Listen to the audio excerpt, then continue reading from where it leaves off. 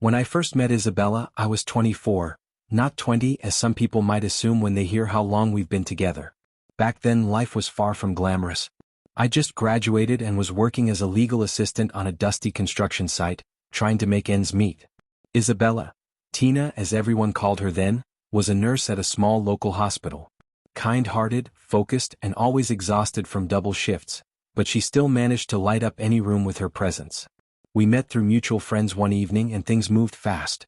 Not the kind of fast that crashes and burns, but the rare kind that clicks into place like it was always meant to be. 6 months later we got married. It wasn't a big wedding, just a modest gathering, heartfelt and simple. After the wedding, we moved into my mom's 3-bedroom apartment. Tight quarters but filled with warmth. A year later our son Tony arrived and 2 years after that our daughter Harper. Those years were a mix of chaos and beauty. Jobs were hard to come by, and we did whatever we could to keep the lights on. I picked up whatever odd jobs I could, manual labor, delivery gigs, even painting houses. Tina's nurse's salary barely covered the basics, but she never complained. We rationed, stretched every cent and leaned on each other. It was survival mode, but there was a strange, raw happiness in it too. We were building something real, even if the foundation was shaky. Then fate tossed me a lifeline. An old classmate of mine reached out.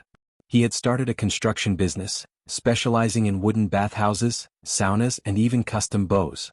It wasn't glamorous, but it paid well, and there was plenty of work. I jumped at the chance. Slowly, life began to turn around. We moved out of my mom's place. We could finally breathe. By the time the new millennium rolled in, my classmate was looking to step away and offered to sell the business to me. I didn't hesitate. I scraped together everything I could and took it over. That was the turning point. The business flourished under my hands, and for the first time we had stability, then comfort. Tina eventually left her nursing job and decided to pursue a dream she had long buried. She went back to school and became a cosmetologist. I rented her a room in town and helped her open a small beauty salon. She bloomed in that space, confident, fulfilled, and independent. Our children grew up in the middle of this new, better life. Tony went off to university, then furthered his education at an institute, and eventually found a job overseas. Harper, always brilliant with languages, got her degree and married a young man. One who, as fate would have it, ended up working for me. A respectful, sharp young man. They built a good life and gave us 2 beautiful grandchildren, a boy first, then a girl. I couldn't have asked for more. By then, I was in my mid-50s. The business was strong, my children were settled, and my life finally felt secure. But I was tired, bone-tired. The years of hard labor had taken their toll. I started dreaming of a quieter life. A country house. A vegetable garden. Time spent teaching my grandson how to fish or build things with his hands. Just peace. Isabella, however, had other plans. For her, 50 wasn't a slowing down, it was a whole new beginning. She reinvented herself with fire and ferocity. She poured herself into her beauty salon, took endless online courses, attended wellness retreats, and embraced every new trend in skincare, fashion, and lifestyle. She didn't just age gracefully, she fought time like it was a war to be won. And she was winning. Physically, she looked incredible, barely resembling the tired nurse I met years ago.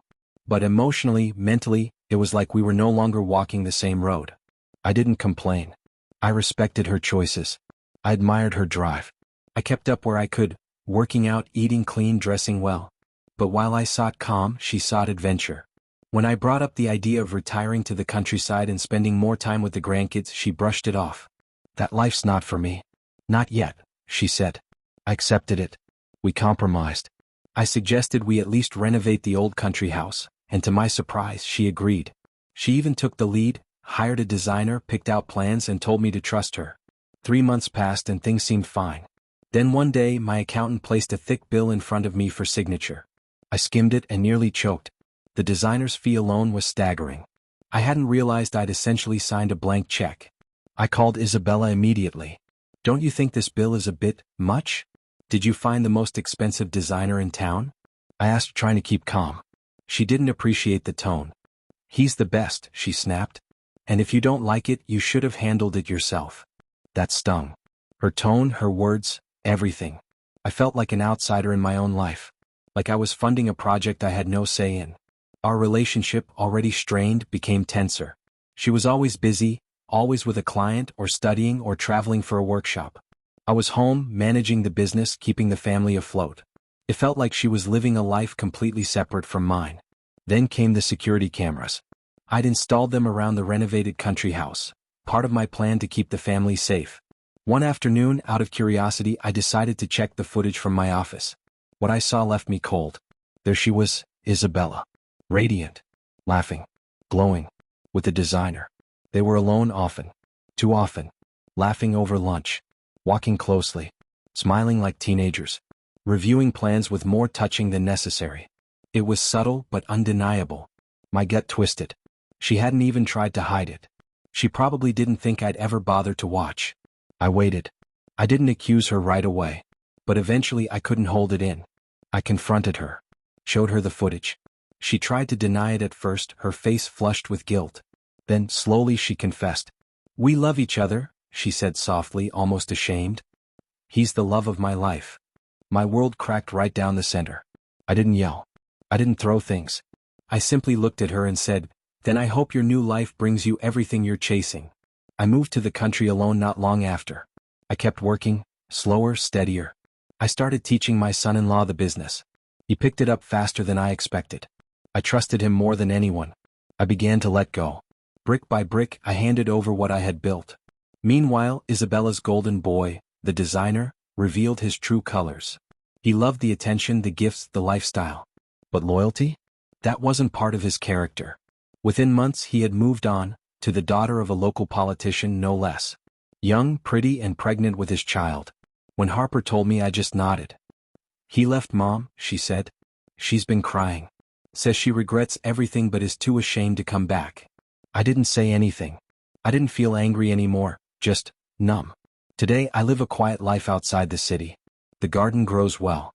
The air is clean. The work is lighter. The business is no longer mine. It belongs to my son-in-law now, and I couldn't be prouder. The kids don't speak much to their mother. That's between them. As for me, I'm at peace. Isabella made her choices. So did I. Maybe she was chasing youth. Maybe she just wanted to feel alive. I don't know. But I know who I am. I know what I built. I know what I gave. And now, finally, I've learned how to rest.